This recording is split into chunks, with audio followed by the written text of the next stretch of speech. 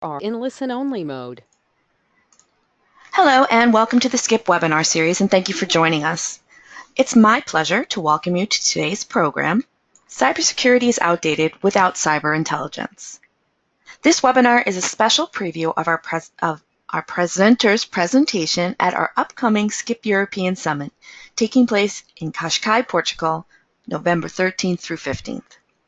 My name is Michelle Winter, and I'm the Director of Global Chapter Management and Education Programming here at SCIP, and I'll be moderating the program today. Just want to go through some simple guidelines to make sure that your enjoyment is maximized. Your computer will show the presentation and stream the live audio, so please ensure that your computer audio is indeed on. All participants will be muted during the duration of the program. There is a Q&A function that will be active during the presentation that enables you to type your questions in for the moderator. Please feel free to type your questions into the chat window during the presentation at any point. Our presenter has asked that we make this presentation as interactive as possible. We don't foresee technical issues. However, internet programs are sometimes subject to connection issues, and should this happen, we will contact you regarding rescheduling. Our program today will be presented by José Angel González Andrés, Internet Security Manager of Telefónica. And with that said, José, the floor is yours. Thank you very much, Michelle. I would like to thank SCIP for having me. Welcome, ladies and gentlemen. I hope you have some fun in the next minutes talking about cybersecurity and cyber intelligence. As the title stands, cybersecurity is very outdated if you don't put cyber intelligence in the equation, because cybersecurity itself is not able anymore to handle all requests from the security environment in which we are swimming every day, which is internet. I'm pretty sure you're very informed about what things are happening on internet, how information flows, information not legal but illegal information from companies, information from hackings. So what we want to state is that the old cybersecurity model is not anymore working. We need to improve it. When we are talking about cybersecurity in complex business environments, we are just thinking not about only data, information, people, but in the value of your company and the value of your brand. I mean, when you're protecting your company, you're trying to protect the value of your brand and also your company. That action mainly is based on service and products. You need to protect your service and products overall. We have hundreds and hundreds of examples nowadays about attacks to big corporations, very reputed corporations, that their service or their products have vulnerabilities, which is exploited by people on the internet, by hackers on the internet. And because of that, they retrieve data, customer data. We have several examples these last 2 weeks. We have a lack on security design, on the components of the services and the products. And we need to protect that. We need to protect overall our reputation, our performance, our workplace, our governance, our leadership, that it can be attacked in so many ways, actually, from the internet.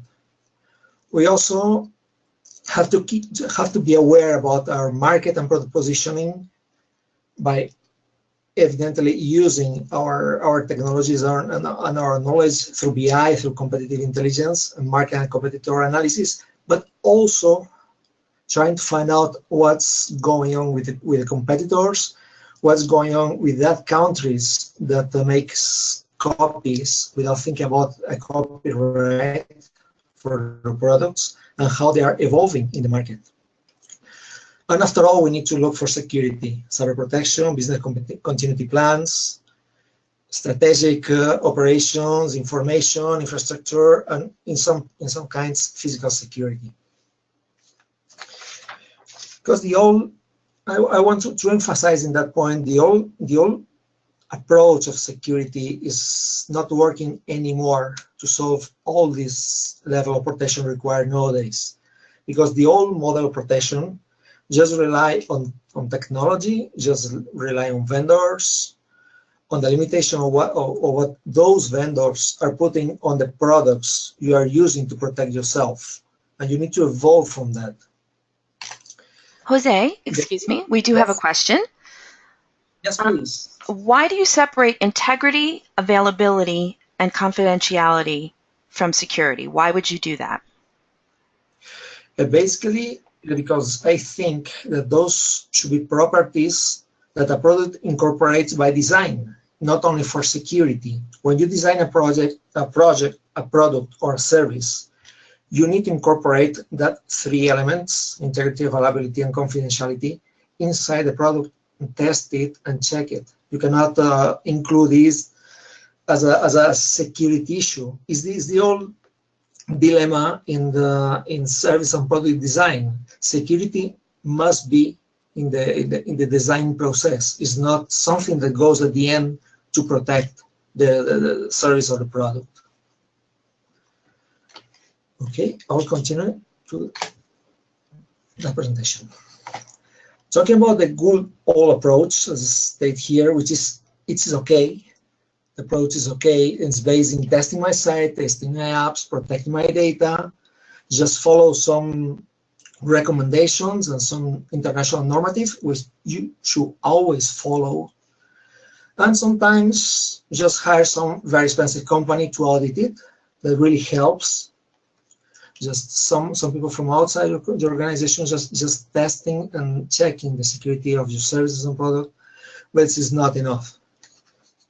This is not enough because it only relies on three main points of security, which are policy, threat model, and mechanisms.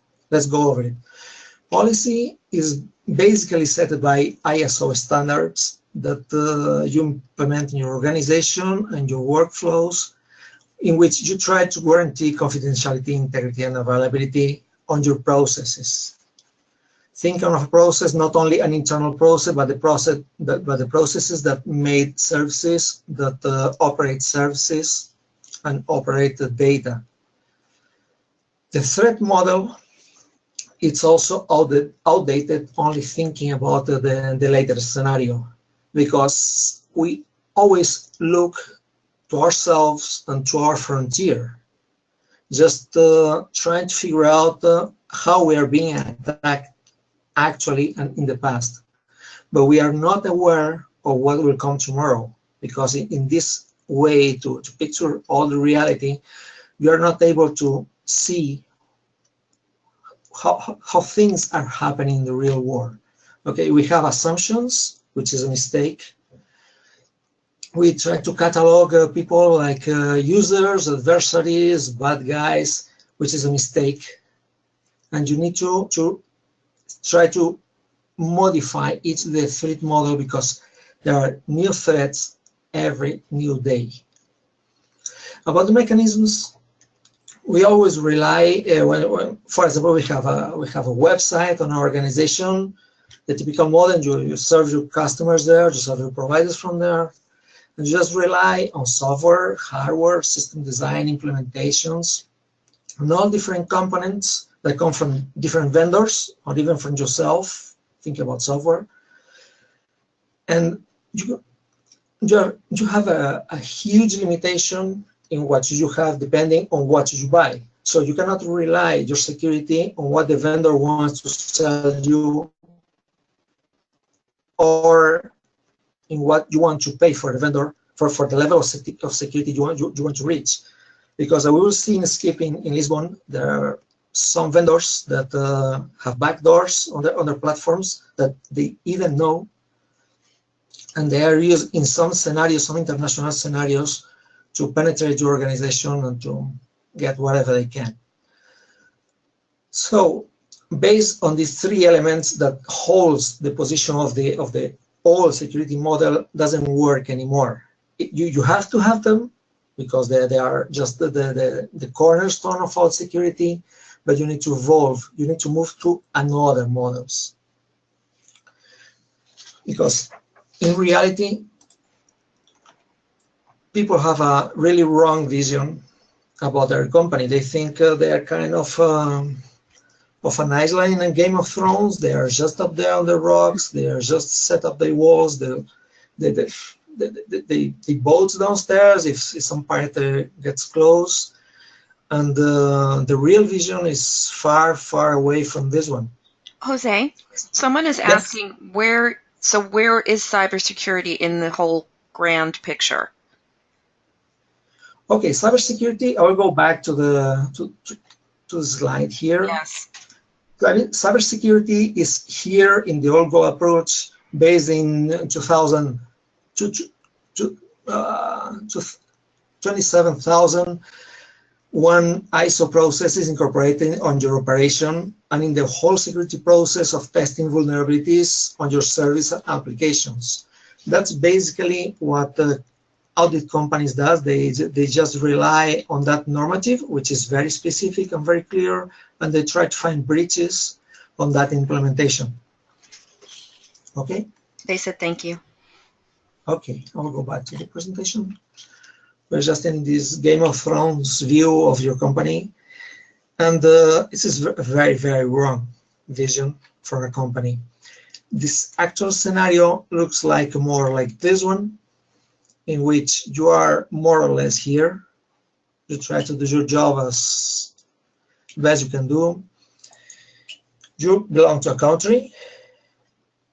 That country has a regulation. That country has agencies, has political groups that influence in that agencies and in that government. And you have cyber organizations around here in different countries. We will see in the Lisbon presentation that there are agencies that deploy their own cyber armies just to attack competitors.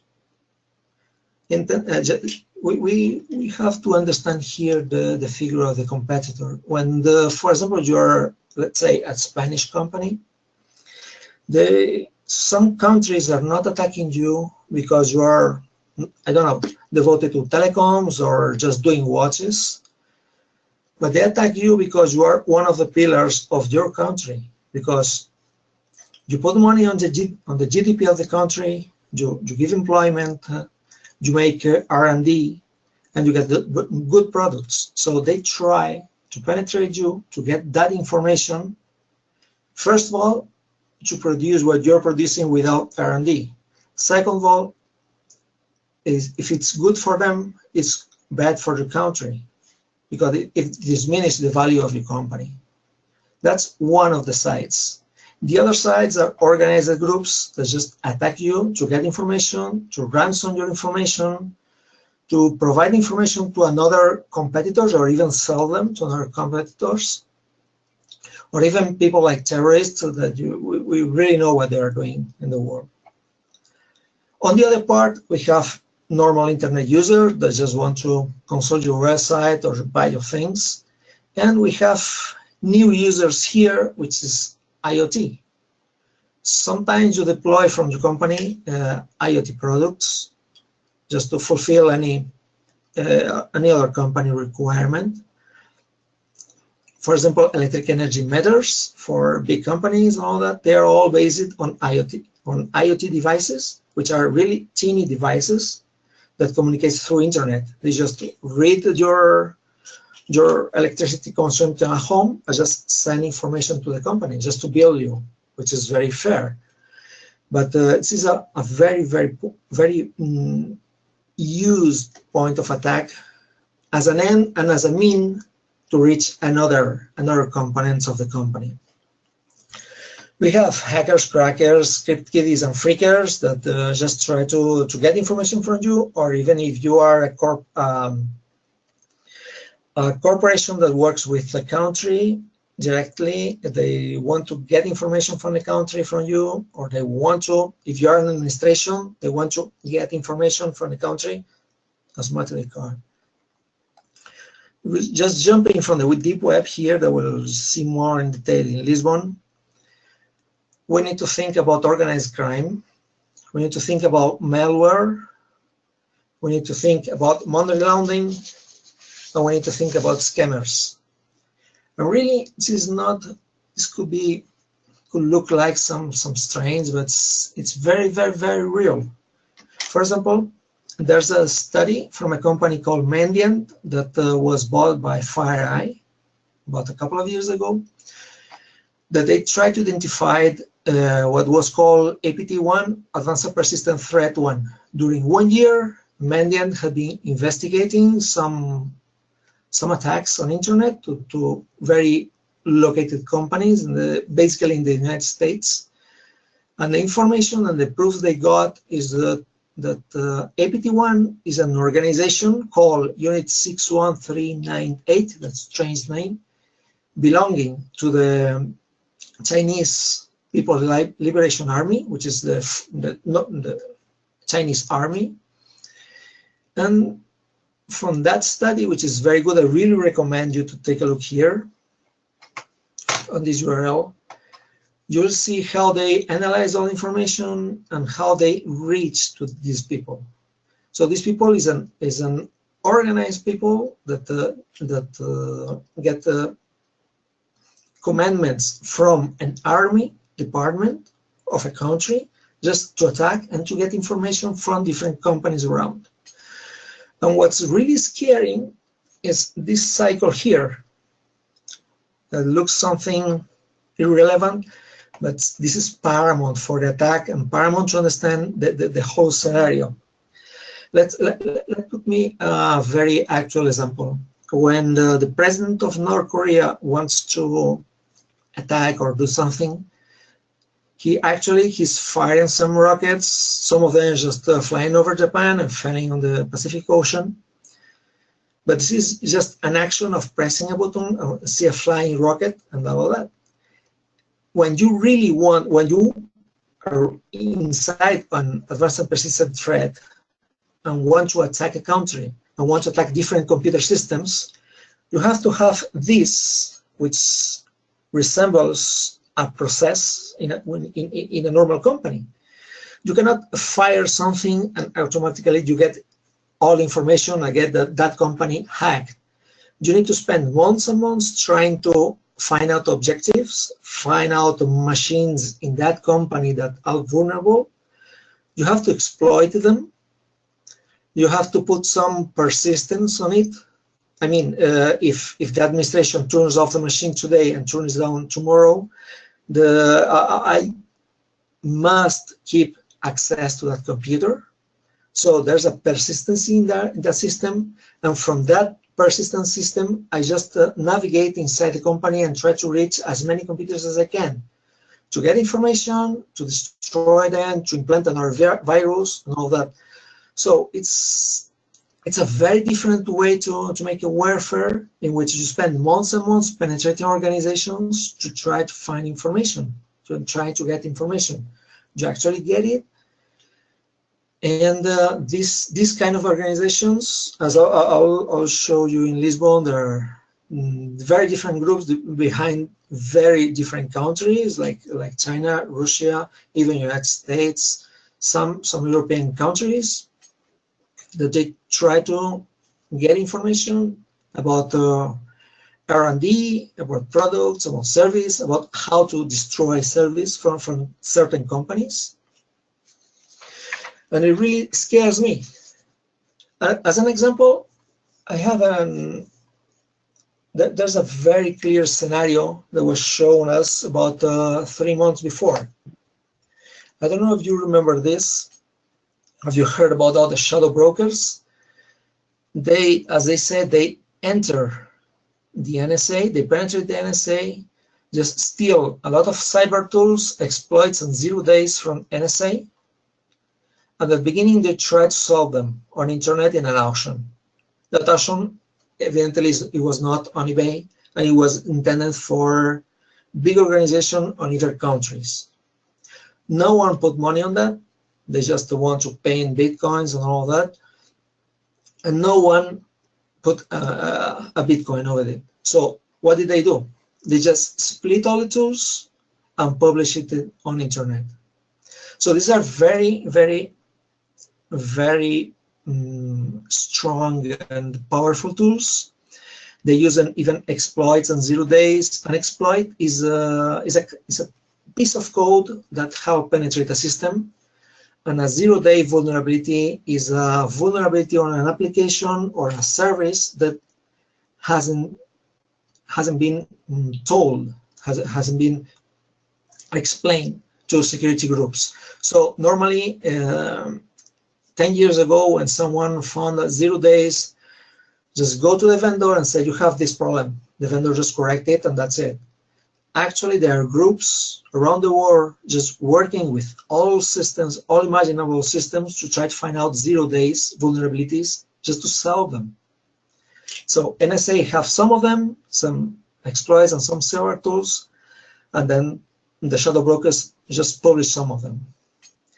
Just want to reach one of the most important points.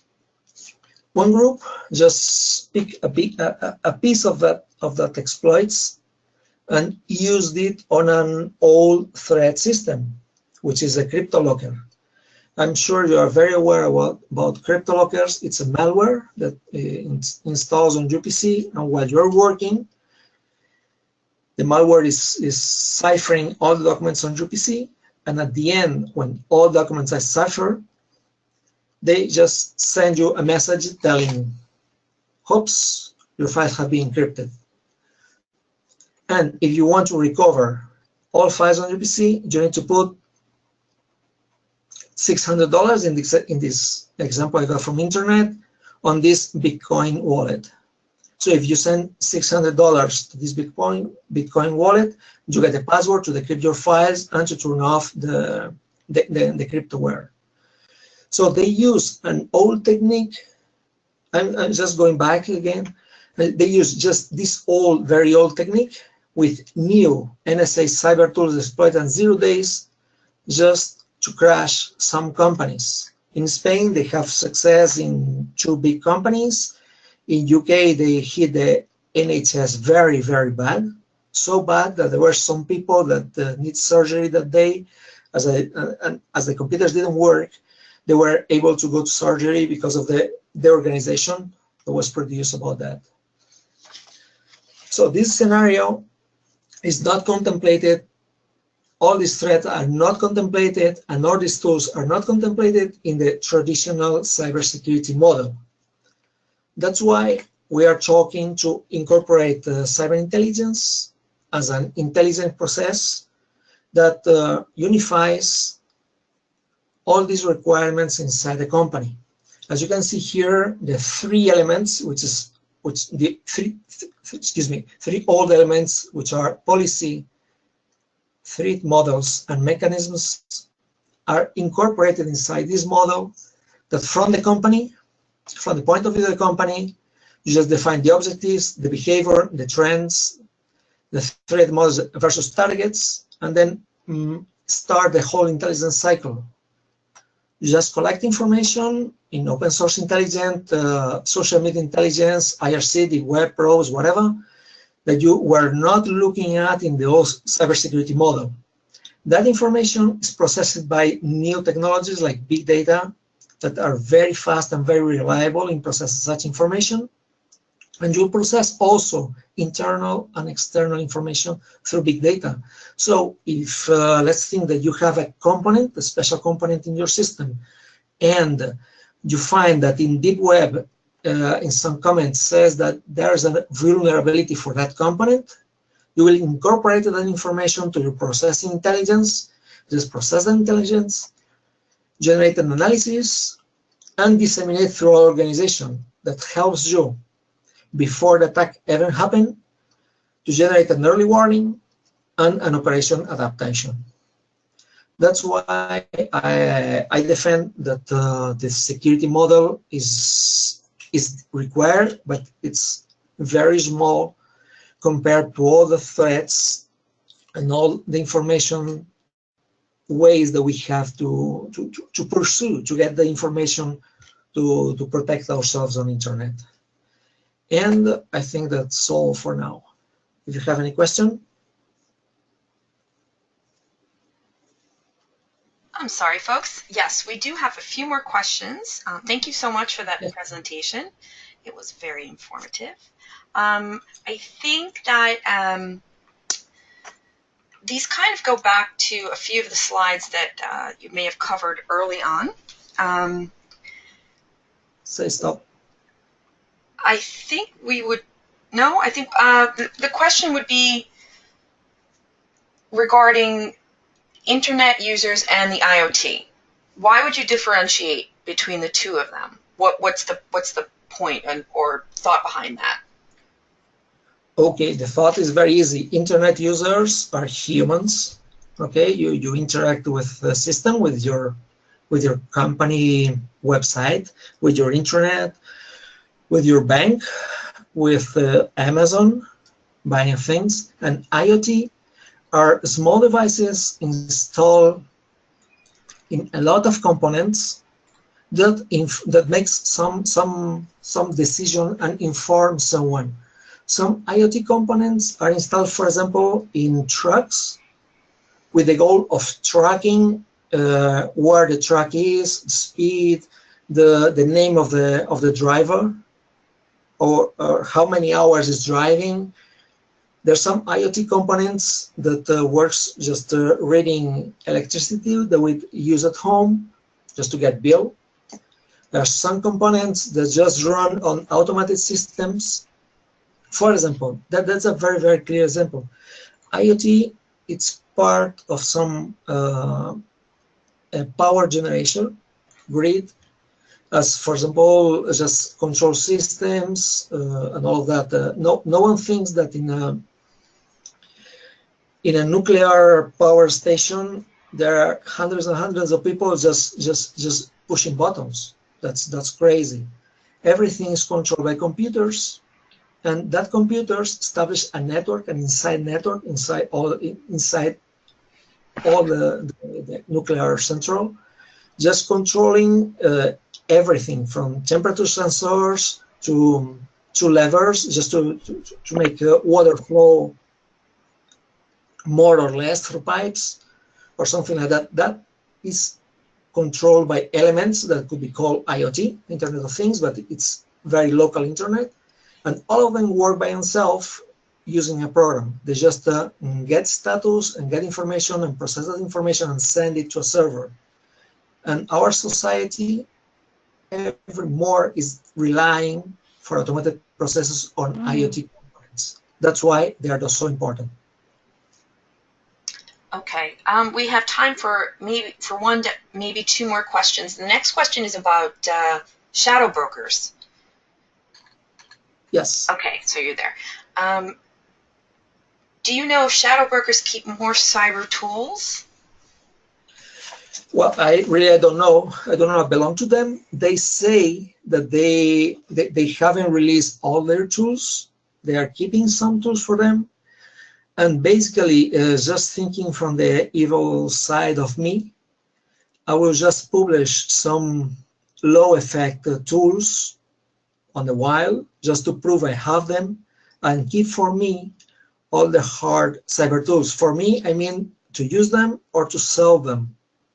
I guess they haven't liberated all the tools, and they probably have in their power very powerful tools and information about exploits and 0 days. I really don't think they publish all of tools they got from the NSA. Okay, I hope that answers your question. We do have time for one more. Are there other countries, and I think this goes back to what you were talking about with the IoT, are there other countries besides China that would use this type of capability in terms of the IoT? Yes. Okay. Yes, there are two examples. I don't know if you remember the Sony hack. It happens about a couple of years ago, I guess. When Sony just produced a movie about Kim Jong-un, I guess North Korean leader got very upset and used their power to penetrate Sony and make that mess they made.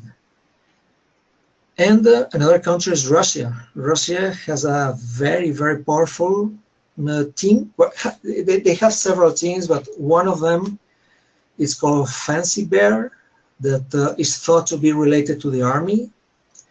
And they made a lot of actions. And if you can read the last report from the NSA regarding the last USA elections where Trump wins, there's a classified document from NSA just explain how Russian penetrates all the voting system through direct penetration and also by information, fake information, and advisements and all that. They just penetrate all the United States. There's a classified information, a classified document, which is not on the wild, but you have an excerpt from that document that's very public, and you can find it if you Google a bit about NSA Russian penetration, Trump. I think you will get it on Google, and it's very, very clear, at least from NSA, how they penetrate their systems and how they make, as assumption, make Trump win the election. Okay. Well, that is all the time that we have for questions. Okay. Any questions that we have not answered will be answered, and we'll send them out to all the attendees. I'd like to thank Jose for a very informative program, and we look forward to seeing all of you in Cascais. Have a great day.